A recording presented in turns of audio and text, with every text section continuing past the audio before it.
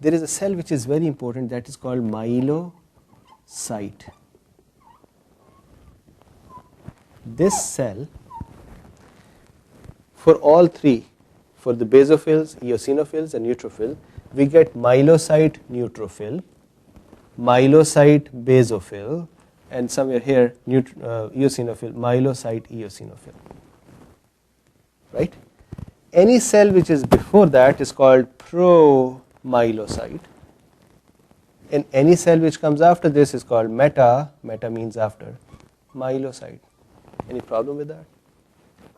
Right? So we have Hemocytoblast, which has given rise to myeloid progenitor and lymphoid progenitor. Then from myeloid progenitor we got the myeloblast. Myeloblast then gave us promyelocyte, which is committed to make the granulocytes. Now within the granulocyte we would have, one is the final mature cell. So we'll have a neutrophil, or we have an eosinophil, or we have a basophil. Right? So these are mature cells. But in the path to forming that, we would encounter a myelocyte, which is also a very important cell. And a cell before that is called promyelocyte, and what you do is you put the commitment. If it is neutrophil, then you say promyelocyte-neutrophil. If it is eosinophil lineage, then you say promyelocyte-eosinophil. If it is basophil lineage, you say promyelocyte-basophil. Right? Similarly, after the myelocyte, you would get metamyelocyte. And metamyelocyte, again, same thing, metamyelocyte-neutrophil, metamyelocyte-eosinophil, metamyelocyte-basophil. Many books actually for the neutrophil give all the steps. That is, if this is myelocyte, they give a pro, a meta, a band, I'll talk about band in a second, or stab, and then mature. But for the eosinophil and basophil, they just directly make them. That doesn't mean that these stages do not occur in the eosinophil and basophil. That doesn't mean that these stages do not occur. Actually, all of these granulocytes go through the same stages. So the important stages to remember is the myelocyte stage. So a cell before, pro means before. A cell after, meta is after. And then another very interesting stage is the band stage, or stab stage. Band or stab. Here the cells have almost matured. They're almost done.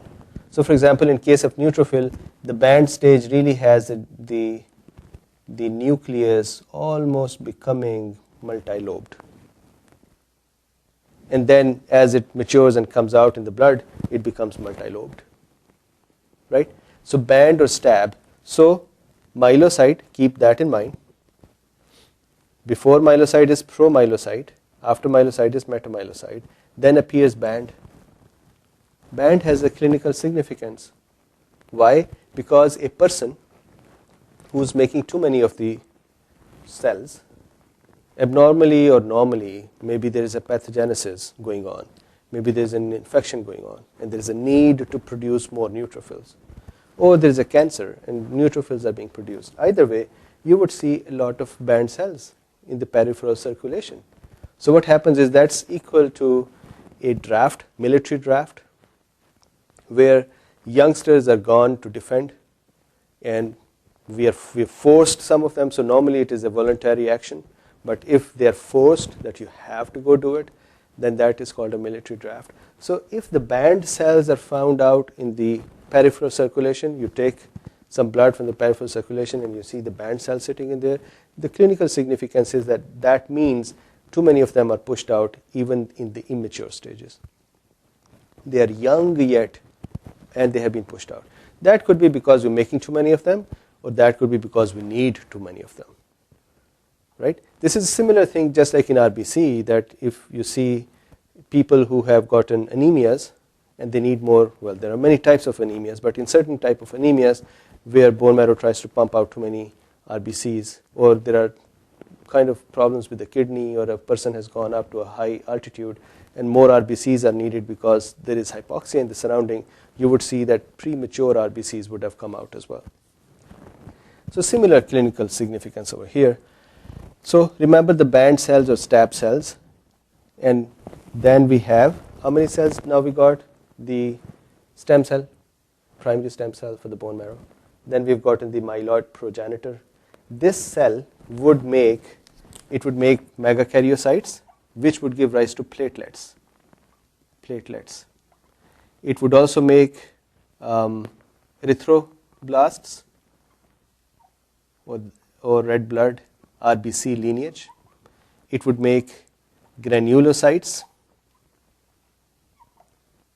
which we're talking about, one of the granular sites we're talking today, basophils, eosinophils, and neutrophils.